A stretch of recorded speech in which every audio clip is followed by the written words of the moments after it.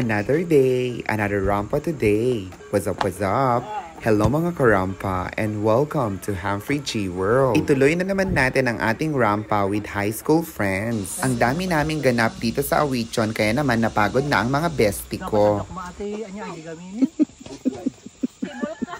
O Jiva, kahit maliit na bagay lang ay tawang-tawa na kami mga karampa. In action naman kami dito dahil agbayo kami kanu. Dito sa area na to ay pwede ka namang maglaro ng basketball. At kami naman ay naglalaro dito ng ganda-gandahan. At ang sarap ding pagmasdan yung mga halaman nila. Sobrang laki kasi mga karampa. At dahil nasa kabundukan tayo at unpredictable ang weather dito, ayan, umuulan na at nakisilong muna tayo. Natapos na ang ulan, kaya naman rumampa na naman tayo. And as usual, ako na naman ang nasa huli dahil kinukuhanan ko lahat ng dinadaanan ko. Meron din pala silang pasalubong products dito. At meron din silang alagang 3 unggoy.